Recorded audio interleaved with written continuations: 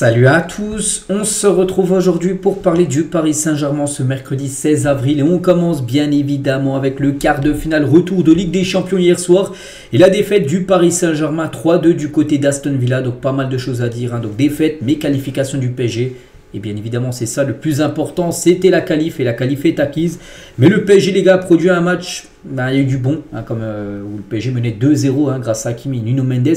Puis il y a eu du très moins bon avec ce trou noir. Comment le PSG, les gars, peut se faire aussi peur? On a l'impression de revoir les saisons d'avant où le PSG faisait n'importe quoi, des trous noirs, des tempêtes où le PSG prenait but sur but avec Maguin à la 55e, avec Konsa à la 58e, 2 buts pris. Et là, c'était la peur totale sur les 30 dernières minutes du match. Heureusement, le PSG n'a pas cédé sur un 4e but qui aurait été synonyme de prolongation. Ça aurait été terrible d'aller en prolongation, surtout du côté du Villa Park. Le public poussait. Heureusement, il n'y a pas eu d'autres buts. Bon, ça reste quand même une défaite, bien sûr, du Paris Saint-Germain. Et moi, vraiment, je me pose encore la question, même depuis pas mal de fois, depuis hier soir, comment le PSG, avec le match, la qualif quasiment acquise, peut se mettre dans des draps comme ça, se tirer une balle dans le pied total, en maîtrisant totalement le match, puis en se faisant peur autant. C'est vrai que ça, c'est quand même un gros point d'interrogation. Bon, heureusement, c'est passé. Il y a 2 ou 3 ans, ça passait pas ce genre de match. Bon, là, c'est passé. Donc, les statistiques, 17 tirs, 9 tirs cadrés pour Aston Villa, 3 buts marqués, un grand Donnarumma, parce qu'ils ont eu des grosses occasions, Aston Villa. Et Donnarumma est exceptionnel, malgré les 3 buts pris. Et le PSG, 14 tirs, 7 tirs cadrés. Donc, Paris a eu quand même des occasions. Bon, moins de tirs cadrés qu'Aston Villa, mais Paris a eu aussi des grosses occasions en toute fin de match. De toute façon, Aston Villa devait marquer ce 4e but synonyme de prolongation. On sait que Désiré Doué face à face, Hakimi aussi face à face avec Martinez. Voilà, par exemple, vous aurez marqué par exemple un de ces buts là, voilà, le match aurait été plié avant la fin de rencontre. Bon, voilà, la qualif est là. Et c'est que ce scénario, les gars, c'est pas possible de vivre ça où tu mènes 5-1 au cumulé, puis tu passes de 5-1 à 5-4 en l'espace de 30 minutes. Et bien sûr, après, il reste encore 30 minutes à jouer. Et ça a été très compliqué. Donc, la une aujourd'hui du journal Le Parisien, le grand frisson. Et du bon, comme je dis, et du moins bon. Et la une du journal Équipe, donc Happy End, donc en gros, une fin heureuse, parce qu'à la fin du compte, c'est bien sûr, une qualification. Et c'est la 4e fois sous QSI que le club atteint ce stade de la compétition. Donc, parfait. Donc, le PSG, c'est un record, devient le club français avec le plus de demi-finales de Coupe d'Europe, toutes compétitions confondues, soit Ligue des Champions, Europa League, peu importe, 9 demi-finales. Devant, le PSG fait mieux que Marseille, qui en a 8 de demi-finales, et Monaco qui en a 7. Le PSG maintenant seul avec 9. Et depuis la saison 2019-2020, seul le Real Madrid s'est aussi souvent qualifié pour les demi-finales à la Ligue des Champions que le PSG, 4 fois chacun depuis 2019, pas mal. Donc le PSG va disputer, comme j'ai dit, sa 9e demi-finale dans une compétition européenne. Donc 5 en Ligue des Champions, 3 en Coupe des Coupes et 1 en Coupe de l'UEFA, soit plus que tout autre club français. Voilà, donc c'est la 5e fois, je dis, en Ligue des Champions en 2024, en demi-finale, 2021, 2020, où il y avait même eu la finale après, et 1995. Donc voilà, record pour un club français à ce stade de la compétition devant Monaco, seulement pour les demi-finales de LDC. Donc Monaco en a 4, le PSG en a maintenant 5. Un autre record aussi que le PSG a battu hier, les gars, et c'est le nombre de buts marqués. Le PSG est à 28 avant le match hier, donc 29 et 30 vu qu'il y a eu 2 buts. Et du coup, avec 30 buts cette saison, le PSG bat le record d'un club français sur une saison de Ligue des Champions, de nombre de buts marqués. Il était détenu par Lyon en 2004-2005, ils avaient marqué 29 buts sur une saison de Coupe d'Europe. Donc là, le PSG a égalé, donc 29, et fait un but de mieux que l'Olympique Lyonnais, 30. Donc il reste encore au moins 2 matchs pour le PSG, voire 3, s'il y a bien sûr la finale. Donc on pense et on espère que il faut que le PSG marque encore et ils monteront encore plus bien sûr ce record. Quelque chose, tiens, aussi c'est pas un record, c'est cette saison un truc, c'est arrivé, les gars, pour la première fois cette saison, le PSG a encaissé 3 buts dans le même match. Voilà, c'est vrai que le PSG a déjà pris des 2 buts dans une rencontre. Mais là c'est 3 buts pris et c'est la première fois que ça arrive. La défense a un peu floppé hier, mais bon, la qualif est là et on retient ça. On va parler maintenant de Luis Enrique. Bien sûr, qu'est-ce qu'il a pensé de tout ça, Luis Enrique? On ne doit jamais avoir d'excès de confiance car un match de football change à chaque moment et on doit être prêt. C'est vrai que certainement le PSG s'est vu trop beau en seconde période, avec le PSG à la mi-temps menait 2-1, donc il y avait toujours 3 buts d'avance. Donc on se dit voilà, tranquille, 3 buts d'avance, on voit pas Aston Villa revenir, tout ça. Et ils en mettent 2 buts coup sur coup en reprise de seconde période. Puis après, après tu paniques jusqu'à la fin de match. Donc c'est toujours difficile de se qualifier en demi-finale de LDC. C'est la deuxième fois consécutive. C'est vrai que la saison dernière aussi avait été une demi-finale. Bon, les 2 matchs perdus contre Dortmund, malheureusement. Bon, le match était très difficile hier. On a commencé de la meilleure manière, mais après ça, on a eu des complications. En première période, on avait beaucoup de confiance. C'est positif. On doit améliorer beaucoup de choses et aider l'équipe à faire encore mieux. On doit être content. Je veux remercier les supporters qui sont toujours avec nous. C'est un très bon moment pour nous.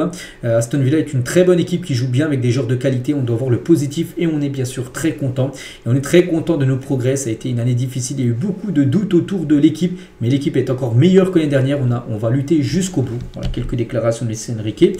Il parle aussi de ce trou noir, les gars. Ce trou noir vous permettra-t-il de vous améliorer? Il a dit, c'est le but. Il reste 4 équipes, on ne peut pas tout faire. Parfois l'adversaire est plus fort. Le deuxième match est parfois fou en Ligue des Champions et il manque alors du contrôle. C'est vrai qu'hier le PSG était en manque de contrôle. Bon, le PSG a contrôlé les parties du match. Mais quand c'était le trou noir ou la tempête, ils ont marqué coup sur coup.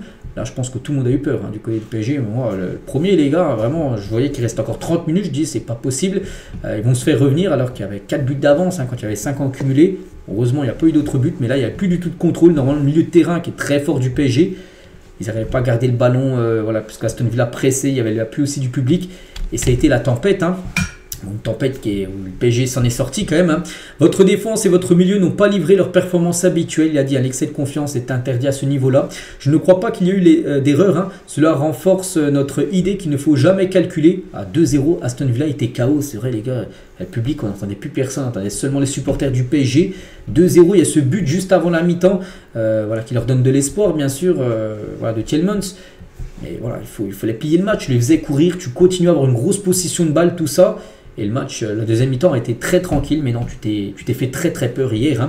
Donc le premier but a remis Aston Villa dans le match. Tout leur corner arrivait devant le but. Ils sont très bons de la tête. À la fin de match m'a davantage plu car on a su garder mieux le ballon. Oui, bon, voilà, tu as eu très peur parce que aussi de grosses occasions, bien sûr. Il y a un grand Donnarumma qu'il faut remercier. Nous sommes l'une des équipes les plus jeunes, mais nous sommes mûrs pour renverser le score. Mon équipe peut mettre le bleu de chauffe. La défense a couru plus que d'habitude. Nous sommes faits pour défendre loin de notre but. C'est une bonne leçon à retenir, une expérience bien sûr d'acquérir. Et je n'étais pas content d'avoir concédé 2 buts en 3 minutes. En seconde période, on a souffert. Là, vraiment, c'est là où vraiment il a vu rouge. Là, c'est 2 buts pris coup sur coup. Je suis content de cette deuxième qualification pour les demi-finales de suite.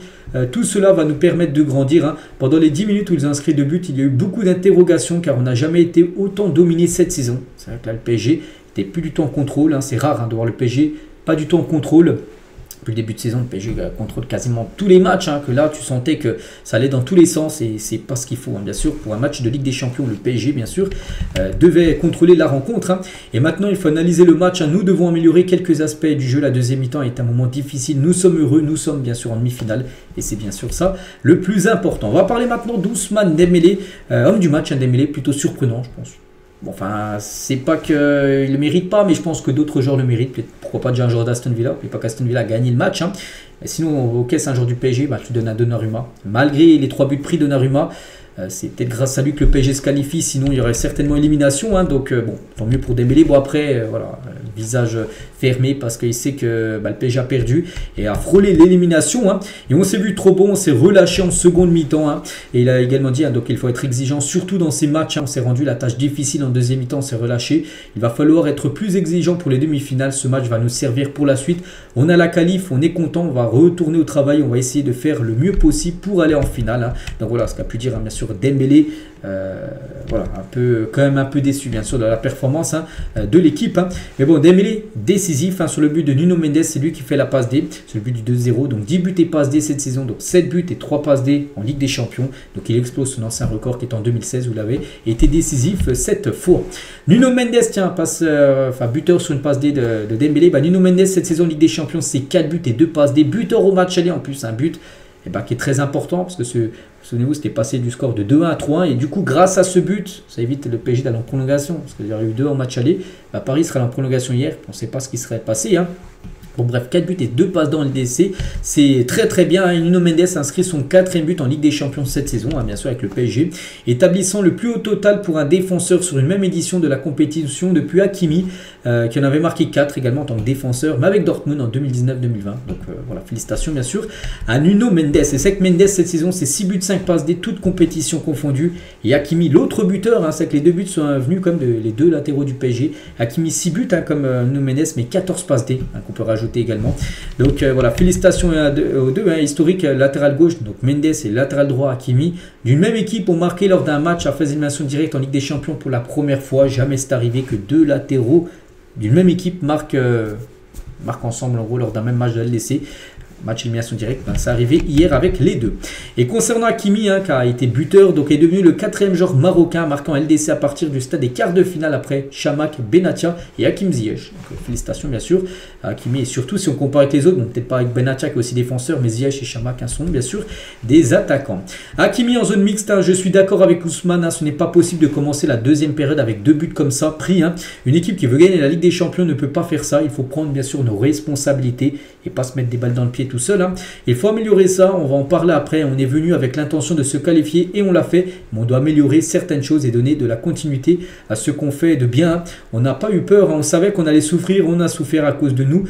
C'est vrai que c'est à cause du PSG. C'est le PSG qui a remis Aston Villa dans le match. Sinon, quand il y avait 2-0, Aston Villa, les gars, ils étaient KO. Ils étaient vraiment bas de terre. Voilà, même peut-être des supporters qui étaient déjà rentrés chez eux parce que c'était plié.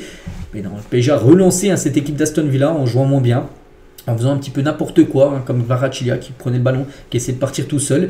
Et du coup, voilà, ça a été punition, bien sûr, juste après.